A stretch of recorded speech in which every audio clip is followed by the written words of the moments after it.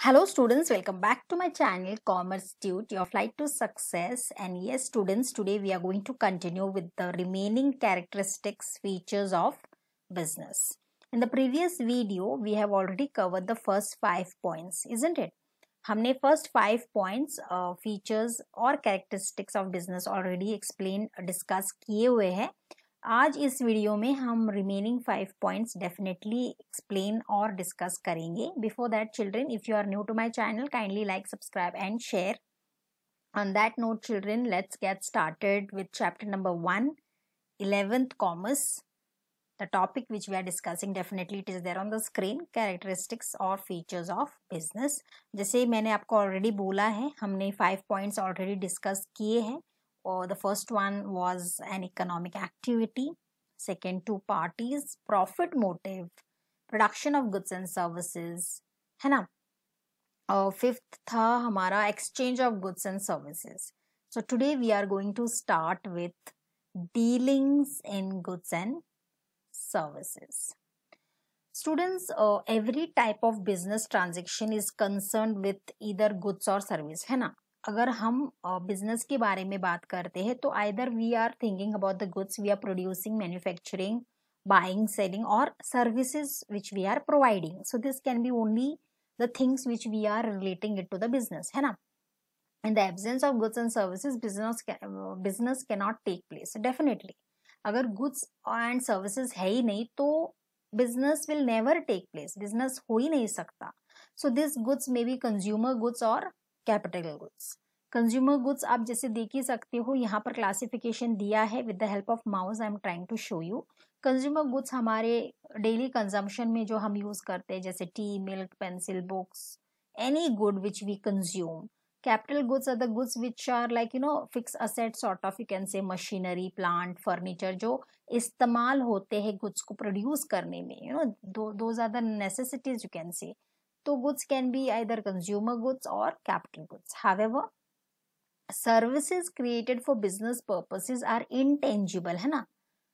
ये जो सारी बिजनेस के लिए यूज होती है सर्विसेज, वो भी इम्पोर्टेंट है. वो इंटेंजिबल होती है लेकिन बहुत ही असेंशियल होती है बिजनेस करने में. जैसे कि ट्रांसपोर्टेशन, जैसे अगर आपने गुड्स को प्रोड्यूस किया लेकिन without transportation you can not reach the goods to the consumers which are there in each and every corner of the country, है ना. बैंकिंग फैसिलिटी अगर नहीं रहेगी तो टाइम पे पैसे ट्रांसफर नहीं कर सकते. बाइंग सेलिंग में दिक्कत हो सकती है. और अब तो ऑनलाइन पेमेंट का जमाना है, isn't it, through banking services. Then insurance, goods अगर लॉस हो गए, डिस्ट्रॉय हो गए through fire, theft, whatever, insurance cover नहीं है तो भी प्रॉब्लम हो सकती है. सो these types of services are created for business purpose only. Either they are, even though they are intangible, but बहुत ही essential role play करते हैं in doing the business. So definitely this is again a very important feature आप बोल सकते हो, because always dealings जो है business related वो goods and services में ही होते हैं. ठीक है. 7th जो important feature है वो है continuity in dealings. Definitely if we are talking about business, it has to be done on a regular basis, isn't it? एक दिन के लिए अगर आपने एक पर्टिकुलर क्लोथ स्टिच किया और दे दिया किसी को और आपने पैसे ले लिए, that's it. You are not going to do continuously ना. एक टाइम पर करने से वो बिजनेस नहीं कहलाता है. Same have been tried to explain here. Every business requires regularity in transactions या वो काम कंटिन्यूस बेसिस पर जब होता है तभी हम उसको बिजनेस कह सकते हैं. One single transaction does not constitute business. Definitely, if a person sells his own motor car and earns profit, then it will not be considered as a business activity, है ना. जो मोटर कार उसके पास था उसने उसको cell कर दिया और उसको पैसे मिले, even though he gets profit, but it is not a business activity क्योंकि वो continuously नहीं हो रहा है. हाँ, अगर वो एक कार डीलर है and he sells and purchases the cars regularly, then it is considered as business activity. So moral of the story यही है कि जो भी बिजनेस आप करते हो वो कंटिन्यूटी में होनी चाहिए, वो रेगुलर बेसिस में होनी चाहिए, तभी ही वो बिजनेस कहलाती है. Otherwise you can not consider it और describe it as business. So that's a very important feature, you can say. 8th is uncertain returns. In business, the returns are never predictable or guaranteed for sure. Business है तो आप आप predict नहीं कर सकते कि आपका बिजनेस प्रॉफिट ही earn करेगा या आपको लॉसेज ही सफर होंगे. It can be either completely loss, it can be completely profit, it may be no profit no loss, break even हो सकता है. ओके, और it may be minimum. So it's a very uncertain thing you can say, जो आप predict बिल्कुल नहीं कर सकते. आप रिटर्न्स को प्रेडिक्ट बिल्कुल भी नहीं कर सकते, because it is about the circumstance, you can say, about the situation, about the demand, about the things which are in not trending, you can say again. So it's again a very important feature or characteristics की business में आप returns को कभी भी predict नहीं कर सकते. You can not forecast them कि मुझे इतना ही प्रॉफिट होगा. अगर आप सोचते वैसा हो तो शायद ऐसा भी हो सकता है कि बिल्कुल ना हो, और अगर आपने सोचा कि अरे ये कुछ नहीं होगा, इसका अभी प्रॉफिट्स नहीं मिलेंगे, शायद आपको प्रॉफिट्स भी मिल जाए, but it is always in fluctuations, you cannot assure something.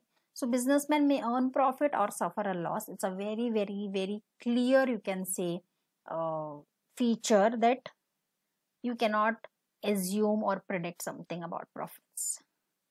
Ninth point जो है वो है element of risk. Now if we are talking about business students, तो business में risk होता ही है. You cannot mention business without risk. It's a key element of every business which is concerned with exposure to loss. हर चीज में risk होता ही है, आपको risk लेना होता है. जब आप कोई बिजनेस स्टार्ट करने का सोच रहे हो, आप इन्वेस्ट करते हो पैसे, तो it's sort of risk only ना. आपको जो भी कंडीशन या सिचुएशंस या इवेंट्स मिलेंगे वो अनफेवरेबल होंगे, जो भी सिचुएशन के हिसाब से, या अनडिजायरेबल इवेंट होंगे, क्योंकि it is due to some these types of events जिससे रिस्क पैदा होता है. Even isn't it?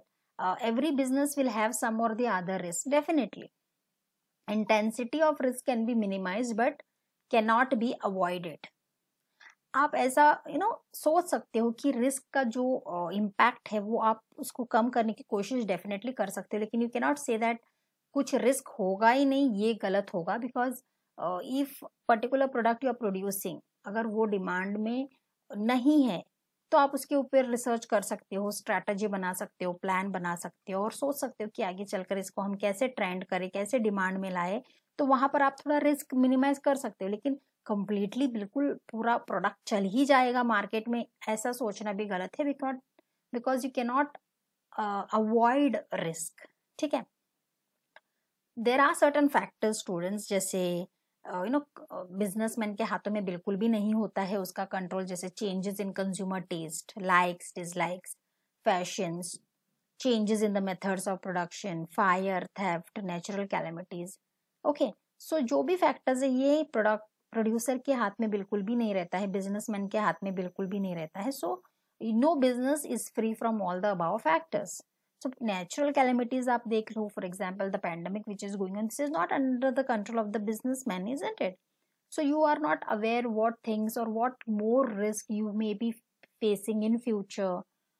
Okay, so risk are like untold events आप बोल सकते हो कि जब चाहे जब आ सकते हैं. So you have to just be prepared yourself. Risk तो रहेगा, आप उसको मिनिमाइज डेफिनेटली कर सकते हो, लेकिन बिल्कुल उसको हटा नहीं सकते completely from roads. But yes, you have to go along with the risk, take the risk and go for your business and then earn profits. That's how business is all about. Only thing is you have to research, plan, understand, so that you go according to your plans and achieve success. Last but not the least, students, the last characteristics, features of business is customer satisfaction.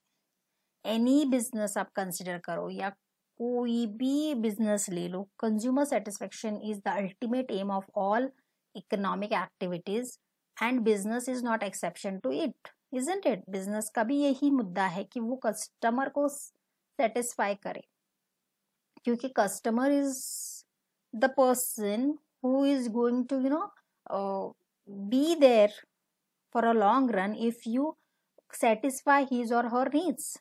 Modern business believes in satisfying the customers by providing quality products and services at a reasonable price. Definitely जब आप कोई new venture start कर रहे हो, आपको definitely quality के ऊपर बहुत ज़्यादा फोकस करना है, सर्विस जो आप प्रोवाइड कर रहे हो वो भी फोकस करना है, और रेट्स या रिजनेबल प्राइस भी देखना है. So all in one you have to think in that way कि you have to satisfy the customer, क्योंकि आपको कस्टमर रिटेन करना है लॉन्ग रन के लिए, आपको क्रिएट करना है वो बेस। जो भी कंपनीज अभी है, जो नेस्ले एग्जाम्पल के तौर पर आप ले सकते हो, या any other Hindustan Lever Limited हो गया, या Colgate, whatsoever. So these companies are there for the last so many years, और उन्होंने अपने कस्टमर का एक बेस बनाया है, उन्होंने कस्टमर को रिटेन किया है, so that these customers will not go anywhere. They are there with them for the last so many years, so they have been successful in retaining the customers. तो customer satisfaction is the must. आप कोई भी business सोच सकते हो start करने का, या you want to go ahead with any plan, but your base point should be very clear, and that should be the customer satisfaction. It is one of the bestest features you can say, क्योंकि अगर आपने customer को खुश नहीं किया, तो then what business you have done? So it's completely a definition of business, you can say, कि you have to provide quality products to the customers, give them proper services at a reasonable price, and the customer or the consumer will retain for you in the long run. ठीक है? So these are the remaining 5 features, children, which we have already discussed. I hope the concept is clear. Just read once and go through the video and revise, so that it will help you to remember for a longer period of time. I hope the video is useful as well, children. If so, kindly like, subscribe and share, and click on the bell icon, so that you will get very soon my notification about my upcoming videos. On that note, children, that's it in this video. In the next video, definitely we'll come with the next topic. Till then, thank you so much, students. Thank you.